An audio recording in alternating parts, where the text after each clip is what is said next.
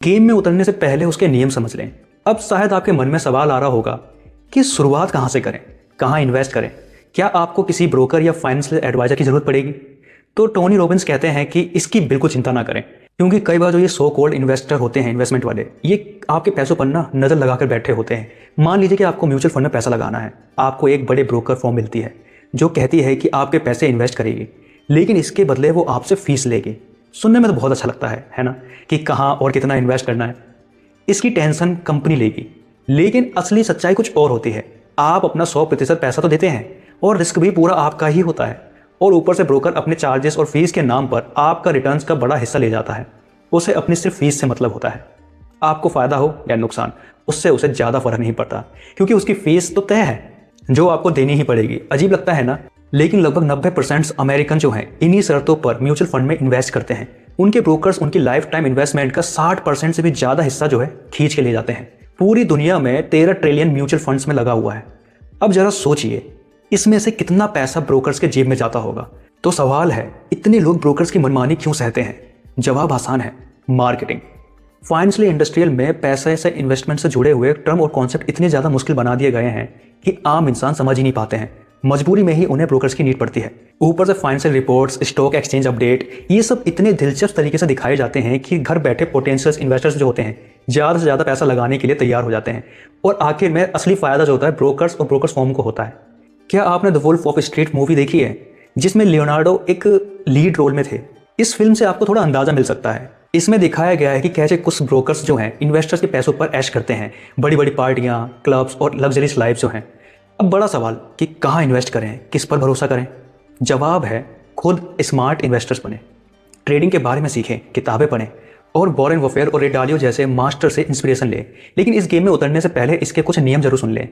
एक बहुत ज़रूरी स्मार्ट नियम है, इंडेक्स फंड में इन्वेस्ट करना। स्टॉक इंडेक्स को एक स्टॉक की टोकरी भी कहा जाता है। S&P 500 इसका एक अच्छा उदाहरण है। इसमें अमेरिका के 500 टॉप कंपनियां शामिल होती हैं, जिन्हें स्टैंडर्ड और पुअर्स ने चुना है, जैसे माइक्रोसॉफ्ट, एप्पल, फेसबुक और अमेजॉन। जब आप इंडेक्स फंड में पैसा लगाते हैं तो इन बड़ी कंपनियों में आपका भी हिस्सा हो जाता है।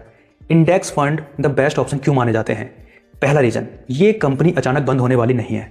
और दूसरा, इसमें रिस्क कम होता है और धीरे धीरे लेकिन स्थिर रिटर्न मिलता है। तीसरा, आपको अलग से ब्रोकर की जरूरत नहीं पड़ती, क्योंकि इंडेक्स पहले से ही आपके लिए अच्छी कंपनियां चुन लेता है। What is the price of your dream? आपके सपनों की कीमत क्या है? फाइनेंशियल फ्रीडम के लिए आपको कितना पैसा चाहिए? अपने सारे सपनों पूरा करने के लिए कितने पैसे की जरूरत है? $1 मिलियन, $10 मिलियन या फिर $100 मिलियन? इस चैप्टर का मैसेज ये है कि आप अपनी ड्रीम लाइफ जीने के लिए हमेशा बहुत सारे पैसों की जरूरत नहीं होती। सही प्लानिंग से आप फाइनेंशियल फ्रीडम हासिल कर सकते हैं। एक बार टोनी रॉबिन ने अपने सेमिनार में लोगों से पूछा कि एक खुशहाल और सुकून भरी जिंदगी जीने के लिए आपको कितने पैसे चाहिए? वहां एक 20 साल के लड़के ने हाथ उठाकर कहा कि $1 बिलियन। लोग हैरान हो गए, क्योंकि ये एक बहुत बड़ी रकम होती है। लेकिन टोनी ने उसे समझाया कि अपने सपनों को पूरा करने के लिए शायद उतने पैसे की जरूरत नहीं पड़ेगी जितना वो सोच रहा है। टोनी ने पूछा, अगर तुम्हें $1 बिलियन मिल जाए तो तुम क्या करोगे?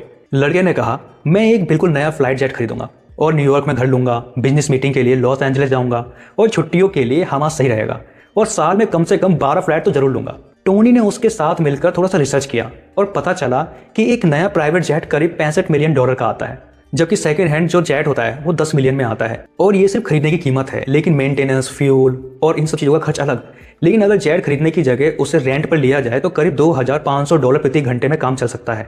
उसकी फैमिली में 4 लोग थे, इसलिए एक मीडियम जेट काफ़ी था। अगर वो साल में 100 घंटे भी उड़ान भरे तो उसके लगभग $2,50,000 ही खर्च होंगे। और अगर उसे प्रीमियम गोल्फ स्टीम चाहिए तो लगभग $5 लाख, जो कि एक नया जेट खरीदने से फिर भी काफ़ी ज़्यादा सस्ता है। फिर टोनी ने उससे पूछा कि और क्या करोगे? लड़के ने कहा कि एक प्राइवेट आइलैंड खरीदूंगा। टोनी के पास खुद फिजिक में 500 एकड़ का रिजॉर्ट है, लेकिन बिजी शेड्यूल की वजह से वो हर 3 साल में सिर्फ 6 हफ्ते ही वहां पर जा पाता है। उन्होंने कहा, अगर तुम सच में अपने आइलैंड को एंजॉय करना चाहते हो तो होटल बिजनेस में तो बिल्कुल मत पड़ना, वरना रिलैक्स करने का टाइम ही नहीं मिलेगा।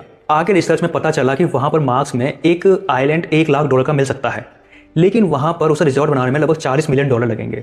इसके बजाय अगर वो नेकर आइलैंड को रिजॉर्ट को रेंट पर लें तो बहुत ज़्यादा सस्ता पड़ेगा, जैसे कि रिचर्ड अक्सर करते हैं। यहाँ 1 हफ्ते रुकने का खर्च लगभग $3,50,000 है, जहाँ आप अपनी फैमिली और दोस्तों के साथ लग्जरी में रह सकते हैं। और 50 लोगों का स्टाफ जो है आपकी सेवा में रहता है। अगर वो हर साल 1 हफ्ते के लिए वहाँ जाए तो करीब 3.5 मिलियन डॉलर ही खर्च होंगे। तो हिसाब लगाने पर पता चलता है कि अपनी ड्रीम लाइफ जीने के लिए उसे सिर्फ 10 मिलियन डॉलर से ज़्यादा की जरूरत ही नहीं है, जिसमें वो अपने प्राइवेट जेट से प्राइवेट आइलैंड पर जाकर छुट्टियां मना सकता है। यानी कि फाइनेंशियल फ्रीडम पाने के लिए उसे 1 बिलियन डॉलर नहीं, बल्कि उसका 1% चाहिए। अगर वो एक स्मार्ट इन्वेस्टर बन गया तो ये फ्रीडम हासिल करना बिल्कुल ईजी है।